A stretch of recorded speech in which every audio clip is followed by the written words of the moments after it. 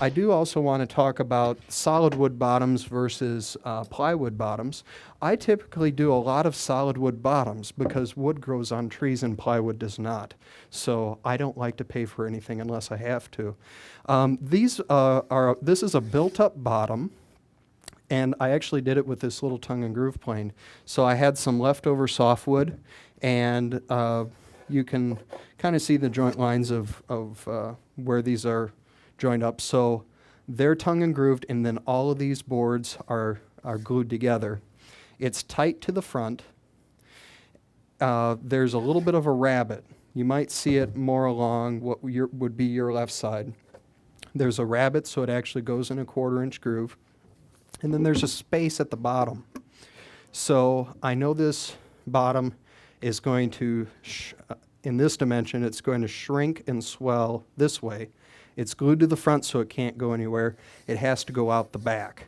So this would expand towards the back and contract back towards the front. That allows my movement. No glue in the sides. It's just free floating in the bottom.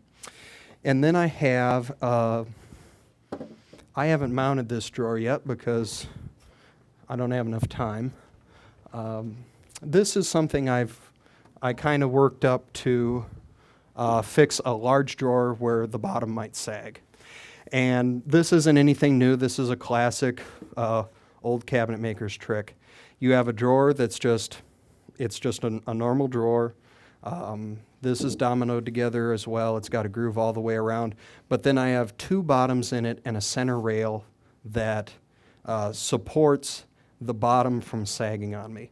If I did a plywood bottom on this, it would sag like you wouldn't believe. That's probably one of the reasons I gravitate towards a solid wood bottom anyway, besides that it doesn't cost me anything.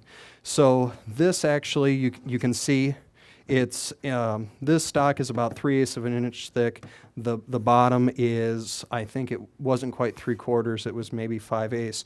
So I put most of the meat on the bottom to help support these drawers, and then it has a tongue on either end, and that tongue fits into the groove that's going all the way around. So I had the front, glued this into that tongue, and then I start sliding the bottoms in, then glue on the sides and the back. These free float as well.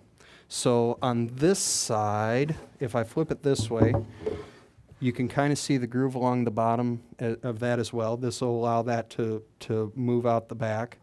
And hopefully it won't sag on me. Now, the box I did first, which would be, I think I have the remnants of it here, actually has a slide-in bottom that's not trapped in the back. So this bottom is free-floating. It's going to be loose in the back. To keep this from sagging in the back, I might have to put a screw here, or because it's a plywood bottom, I could also glue. When I put this back piece, or the back of the drawer, down, I could actually put a bead of glue there, glue that in, and clamp across that face to keep it from moving.